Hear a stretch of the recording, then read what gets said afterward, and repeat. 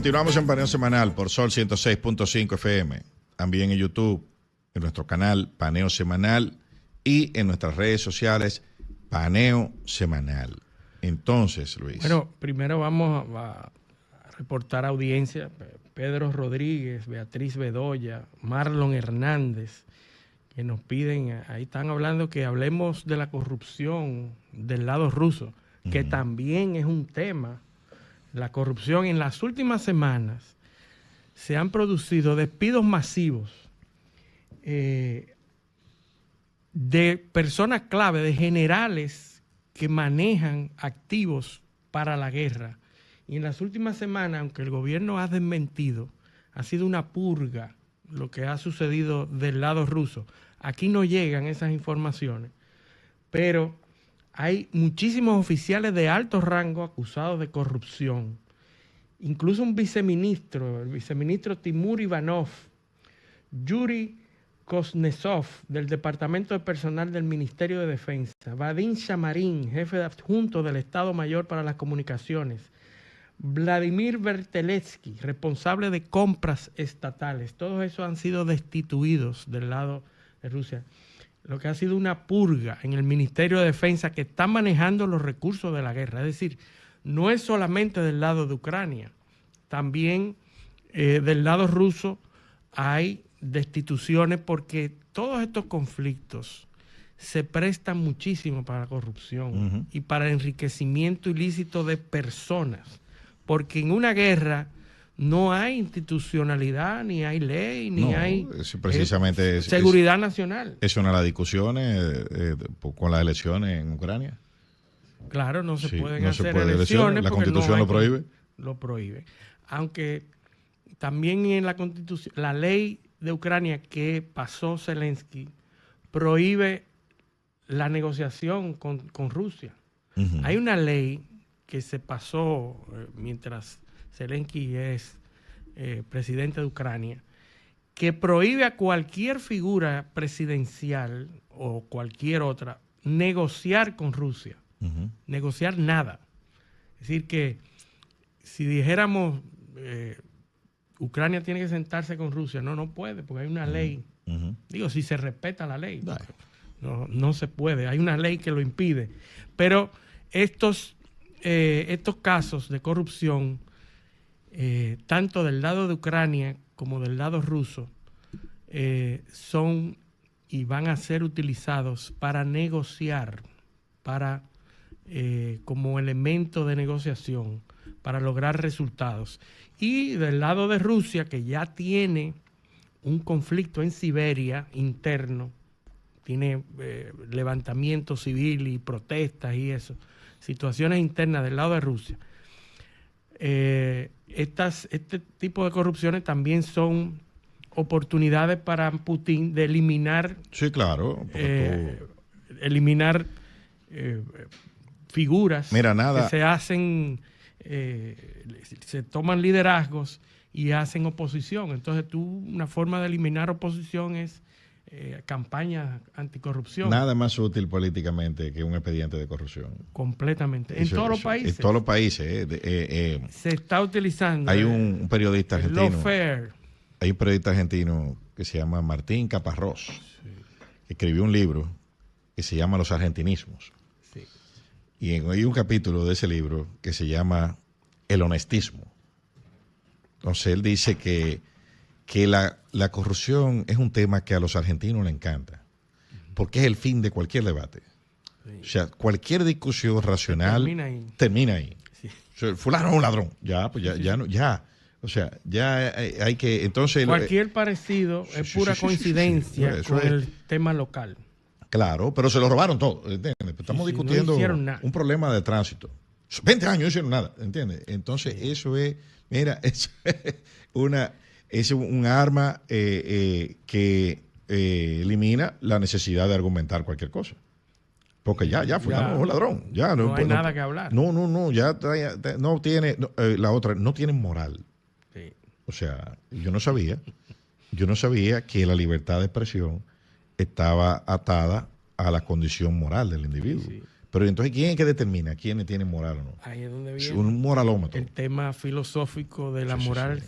sin la religión. Sí, sí. No, pero un moralómetro. O sea, Sí, aquí ¿no? nada más van a hablar los que tienen moral. No los que son ciudadanos, no los que tienen derechos fundamentales. El No, no, no, asunto no. es Los que tienen moral. elegir Sí. quién determina los niveles de moralidad aceptables. No, y quién examina la moral de aquellos que administran la moral? También. Sí. O sea, el que dice que no tiene moral, ¿quién examina la moralidad de él? ¿Y bajo qué parámetros? O sea, porque Los riesgos de la moral. sí, no, pues Bueno, los peligros de la moral de Pablo peligro de Malo. la moral. Pablo Malo, que lo Sí, sí, seguimos sí. todo. Sí, todo no, el los tiempo. peligros de la moral. Entonces, ese es el problema. El moralómetro. ¿Cómo determinamos eso? Hay gente que entiende que tener moral es, por ejemplo, vivir en la misma casa por 30 o 40 años. Sí, ese otro aspecto. Sí, ese es un. Que Sí, sí. vivir bien Ajá, está penalizado. está penalizado. En una sociedad que estimula Eh, el consumo al mismo tiempo. Sí, porque Porque hay que tener cosas. hay que tener. Comer en buenos Pero si restaurantes, tú que viajar. tienes mucho, no tienes moral. No, no, si tú no tienes la cantidad que él considera que tú debes tener. Sí, Sí, bueno, porque son los otros los que son los consideran demás. lo que que tú debes tener. O sea, si él considera que tú no puedes ir a ese restaurante, Sí. tú no puedes si ir a tú ese vas restaurante. mucho ahí ya es problemático. Sí, sí. Tú no No. puedes ir ahí porque él considera que tú no debes ir. Igual ahí. al revés. Ujú. Ese tipo es serio. Exacto. Vive en la misma casa desde hace Exacto. 15 Sí, años. pues se estimula eso. Sí. ¿Y La cómo es mediocridad. posible? ¿Y cómo es posible? O sea, Claro.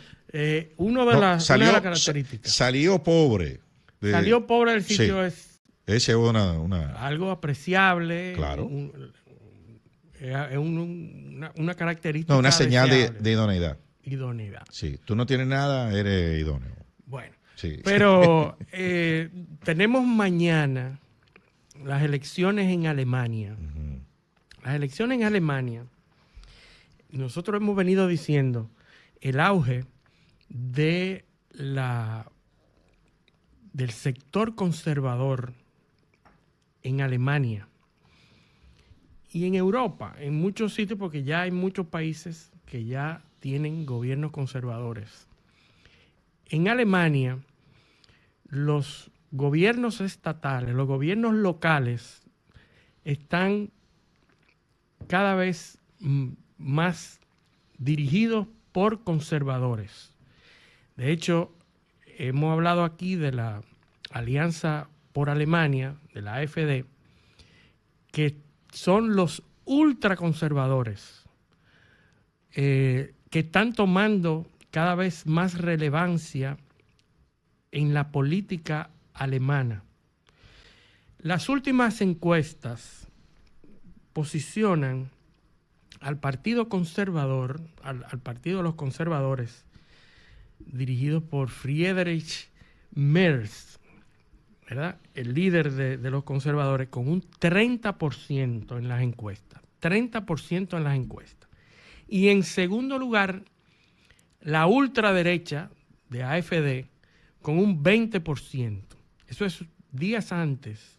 Mañana son las elecciones. Los socialistas con un 15%. Socialistas, hay que decir que Scholz es parte de ese partido socialista. Y los verdes, que están abajo, con un 13%. Es decir, son muchos más partidos, pero hay 4 que son los que están a la delantera. Los conservadores con un 30%, la AfD, que son la ultraderecha, y los malos de la película, 20%. Los socialistas un 15% y los verdes un 13%. Para establecer gobierno hay que pactar porque ninguno tiene la mayoría absoluta. Uh-huh. Vamos a hacer una descripción de cómo se obtienen el gobierno, cómo es, porque a veces estamos distraídos y confundidos con la forma en que los Estados Unidos eligen un presidente versus la forma en que Alemania exige. En Alemania hay 16 gobiernos locales. 16 gobiernos locales que eligen directamente a sus representantes locales, ¿verdad?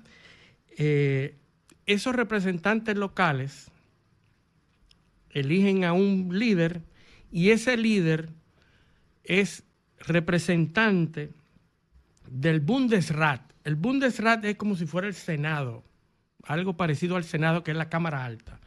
El Senado solamente tiene incidencia no debiera decir solamente, tiene incidencia en la elaboración de las leyes, ¿verdad? Y es importante.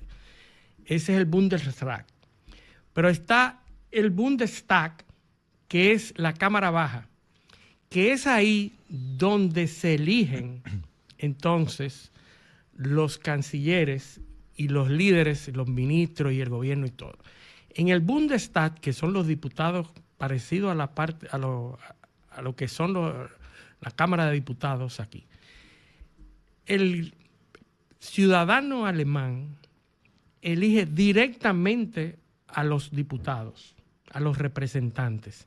Y estos diputados son los que eligen a los primeros ministros, al canciller. Sí, que es un sistema... Es un sistema parlamentario. Sí, pero es híbrido, porque casi siempre en los sistemas parlamentarios hay una sola cámara. Sí, sí. Una sola cámara que hace todo prácticamente. La otra, por ejemplo... O la otra tiene, donde hay dos, hay una con unas competencias muy reducidas y limitadas. Y muy formales, porque desde la Cámara, los lores, por ejemplo, en Reino Unido tiene la Cámara de los Lores, que no hacen mucho, que es mucho más formal, pero está el Parlamento, que ahí es donde se decide. Ahí donde se bate el cobre. Ahí es. Entonces en Alemania pasa lo mismo en el Bundestag, que es la Cámara de Representantes, donde la conformación de poderes se hace en función de los votos que obtengan los miembros de la Cámara de Representantes. Esos miembros de la Cámara de Representantes, una vez son elegidos, inmediatamente eligen el canciller, y el canciller designa a los ministros y forma gobierno, ¿verdad? Entonces, ¿qué significa que los conservadores tengan un 30% a pocos días de las elecciones? Que los conservadores van a liderar las alianzas que se hagan para formar gobierno. Parece ser que como el miedo es que gane la Alianza por Alemania, la AfD, la alternativa por Alemania, todos los partidos se han comprometido a no aliarse a la alternativa por Alemania. Es decir, como todo el mundo tiene temor a la ultraderecha, y hay un temor infundido en la a la ultraderecha, todos se han comprometido a no pactar con la ultraderecha. Vamos a ver si eso se puede dar. Y todo va a depender de la cantidad de votos que saque la alternativa por Alemania.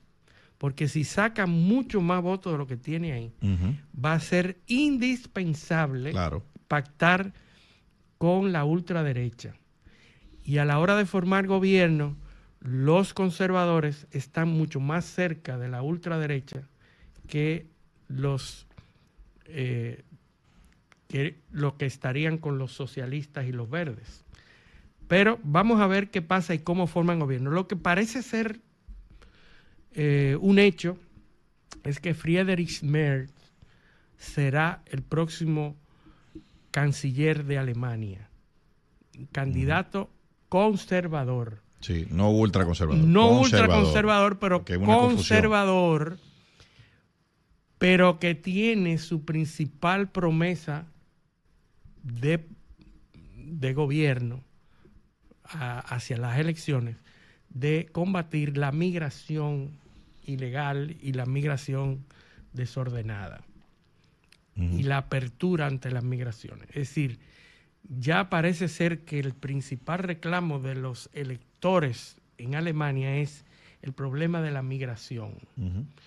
Obvio, porque Alemania ha estado pasando por un problema económico a partir del inicio de la guerra de Ucrania. Y cuando se agudiza la situación económica, usualmente esos pleitos entre los grupos que son castigados económicamente se incrementan. Sí. Recordemos que Alemania, las industrias clave, ya hablamos del tema energético, tiene un problema grave con la sostenibilidad energética, el costo de operación. Sí, que le ha dado duro eso es una economía que se sostenía básicamente en energía barata. En energía barata. Sí. Entonces, el problema no solamente es ahora, sino que las industrias del futuro requieren una alta disponibilidad de energía barata. Sí. ¿Entiendes? O sea, para usted hacer semiconductores, para usted hacer chips, usted necesita cantidades de energía que ahora mismo Alemania no tiene disponible, tiene que importarla. ¿No? Y se entiende ahora por qué el temor de una Rusia llegue e invada a toda Europa para infundir un temor que es el que justificaría que este conflicto permanezca y que, la derecha y la conservadores que se asumen prorrusos. Es que tú necesitas... Mira cuál es el problema, uno de los problemas de Ucrania. ¿Por qué Europa está escandalizada? Y hay que conectarlo todo, porque el tema Ucrania y Rusia es un tema clave en las elecciones alemanas. Sí. Europa no puede permitir que su granero, donde saque el trigo, claro, el centeno, su campo agrícola, quede en manos, o ellos queden fuera de la distribución. Recuerda que en todos los procesos electorales que hemos analizado aquí recientemente de Europa, el caso de Francia, el caso de la misma Alemania, el caso de Polonia. ¿Cuál era el problema? Que comparte esa condición de granero. Claro, pero ¿cuál es el problema? ¿Por qué los europeos se fueron corriendo al Mercosur? A buscar asegurar el abastecimiento de comida. Sí. Entonces, ellos no pueden permitir que eso caiga en manos de Estados Unidos, que lo va a tener cogido por el pichirrí, como se dice popularmente aquí. Entonces, ese es el problema que hay ahí. Hay muy poco que hacer. No hay nada que hacer, porque se le fueron adelante. Sí. O sea, ellos no contaron con que Estados Unidos iba a hacer ese giro tan brusco y tan rápido. Entonces, pero no solo eso, en la comida, que es lo vital, también están los minerales. Sí, las tierras raras. O sea, Europa no tiene minerales en el continente. Sí. O tiene muy poco. Y donde hay, las regulaciones ambientales lo hacen incosteable. Sí, que han salido de Europa por eso. Entonces, por las regulaciones. ¿Dónde tú vas a ir a sacar minerales? O ahí mismo, en Ucrania, donde no hay regulaciones porque no es miembro de la Unión Europea. Sí. O sea, ese era tu... Sí, África y Ucrania. Exacto, y en África no tanto, porque en África son enemigos tuyos. Ya están perdiendo terreno ahora, claro, porque ya son anti-europeos. No, que los que son amigos de los países del norte de África no son los alemanes, ni son los franceses, son los españoles, los españoles y los italianos que les compran gas. Sí. Y que negociaron con Libia, por ejemplo, los italianos, para que le aguante los refugiados. No, y ahí viene el otro, ¿entiendes? Yo te compro gas y te doy dinero a Túnez, a Argelia, para que me aguante toda esa gente ahí. Y ahí viene la lógica, el porqué de esos conflictos en el centro de África, donde antes tenían el completo dominio los franceses y los europeos. Y ahora... Vamos a hablar de eso en el próximo segmento. Sí, eso es interesante porque todo se conecta. Claro. Y ahora que han perdido esas posiciones privilegiadas, se le están poniendo los huevos a Chile, a Europa. Exacto. Pero con muy pocas posibilidades de reaccionar. Es lo que te digo. Hay países que van a aguantar más, como España, por ejemplo, que paradójicamente... España, ¿por qué va a aguantar más? Porque España tiene de dónde sacar gente. ¿De dónde está sacando gente España? O de Latinoamérica. Entonces, esa ley de memoria histórica, la ley de los abuelos, es para llevarse gente de aquí o sea, de este continente, y construir algo de relato nacional. Mira, tu bisabuelo era español, entonces ya tú te sientes español, y obviamente con el idioma, el tema, el peso de la colonización, la religión. Una unidad cultural. Es más fácil insertar a un ciudadano de Latinoamérica que a un marroquí, o que a un senegalés, o que a un tipo de Guinea Ecuatorial. ¿Entiendes? Es más fácil. Entonces, España, por eso es que está tratando de conseguir toda esa gente. Que no es el caso del resto de Europa. No es el caso. Los ingleses lo hicieron. Sí. Y ya tuvieron, han tenido ya un primer ministro, Rishi Sunak, era de origen indio. Y ya tienen muchísimas autoridades que muchísimos son representantes que son ahí se ha logrado un poco, pero ya tuvieron que poner control también. Sí. Ahora, ¿de dónde va a sacar gente a Alemania? De Namibia, que era el único territorio que tenía en África. O sea, no son deseables. ¿De dónde va a sacar gente a Italia? De Abisinia, que era Etiopía, que era el único territorio que tenían ahí. O los belgas, ¿de dónde va a sacar gente? ¿Del Congo? No. O sea, entonces ese es el gran problema. ¿Y dónde va a sacar gente? Países Bajos, de aquí del Caribe, bueno, de sitios donde no fundaron ni una escuela, ni una parroquia hicieron. Entonces, ¿de dónde van a sacar gente? Ese es el problema que amenaza a Europa ahora mismo. Y ni hablar de los países nórdicos, de Suecia, de Noruega. ¿De dónde van a sacar gente? Si por la conformación de esos territorios y las lenguas que se hablaban ahí y la cultura no tienen ninguna conexión con Occidente, pues no fueron romanizados. Nosotros tenemos que hacer un programa próximamente porque aquí se está comprobando la teoría de que no fuimos colonia, sino territorios españoles, y que al final van a quedar reivindicados los españoles. Pero mira cómo da vuelta la historia. Van a quedar reivindicados los españoles. ¿De dónde? El reto es de dónde tú vas a sacar gente. Porque el capitalismo necesita consumidores. ¿De dónde tú vas a sacar a los consumidores? Los robots son los que van a consumir, ¿no? Los robots van a producir, pero los que van a consumir son seres humanos. Bueno, vamos a ver el resultado de esas elecciones alemanas. Mañana estaremos pendientes a ver los números, porque ya los resultados están prácticamente de un solo lado. Pero vamos a ver la conformación. ¿Cómo queda finalmente esos porcentajes, que van a ser muy determinativos. Bueno, yo creo que hay que ver si nuestros oyentes se animan a llamar hoy. Así que, Stalin, el número, por favor. Comunícate 809-540-1065. 1-833-610-1065 desde los Estados Unidos. Sol 106.5, la más interactiva.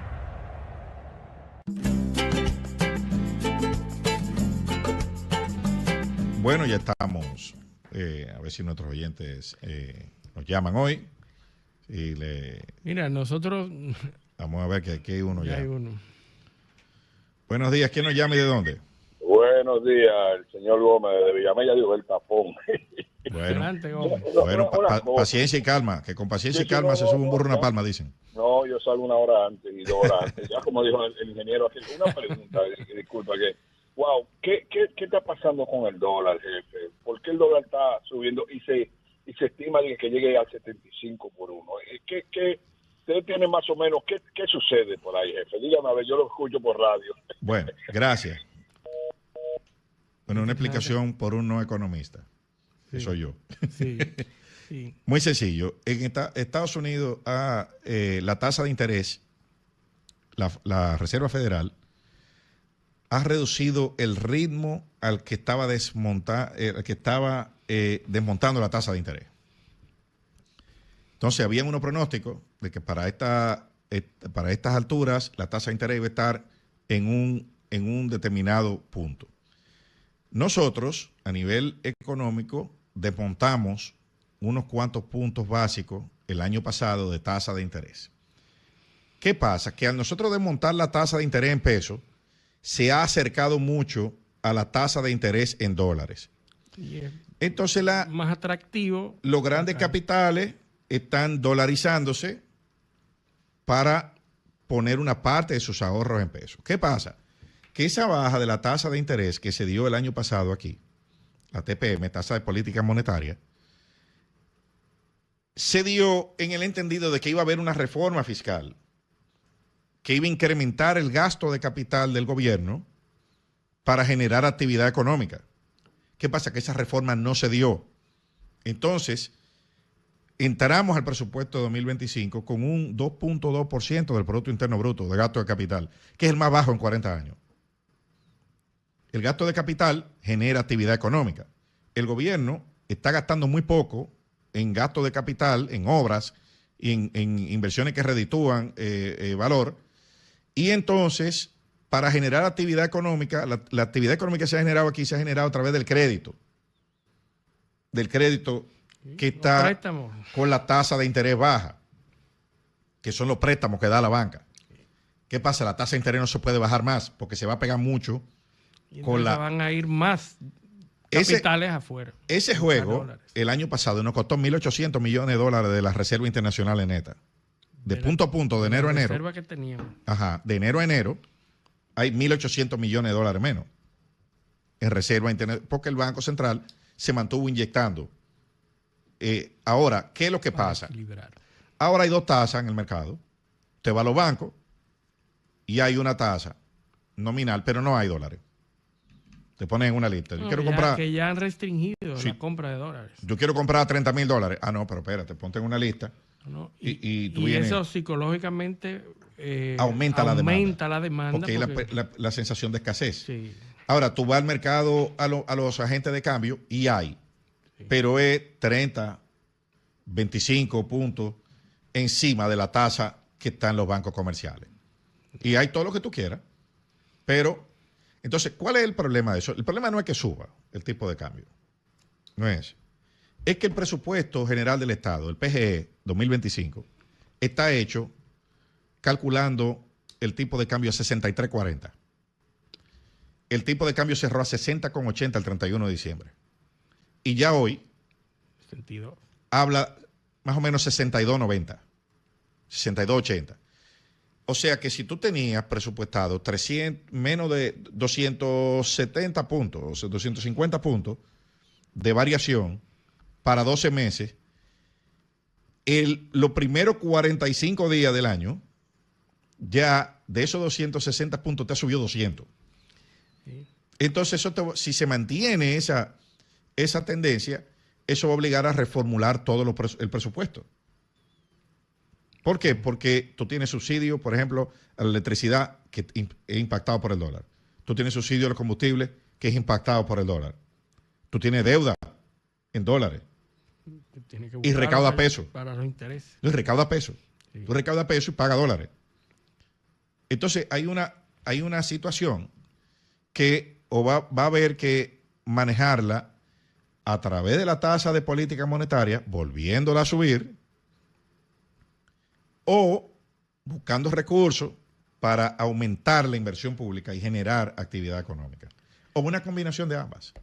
Bueno. Entonces, ahí es donde está explicado eso. Obviamente, el gobierno tiene pocas herramientas para eso. Si sube la tasa de interés, entonces se frena la actividad económica. Porque cuando baja la tasa de interés, se ve 5 o 6 meses después, pero cuando sube impacta inmediatamente. Es así. Entonces, es así.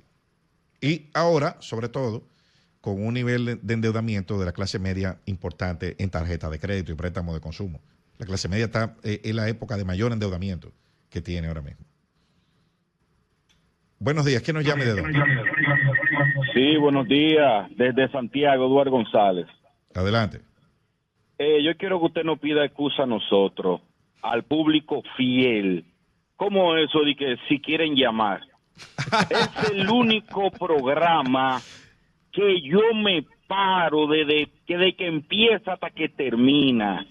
porque es un programa para personas con un coeficiente intelectual por encima del 180. Gracias. Muchas gracias. Gracias, Todo gracias. el mundo, aquí las escuelas deberían del programa de ustedes, las escuelas, las universidades, y repasarlo, ponerlo de nuevo, darle por lo menos una hora a los jóvenes para que aprendan de verdad, esta población, que aprendan, porque para mí es el mejor programa. Gracias. Es un compromiso muy grande para nosotros.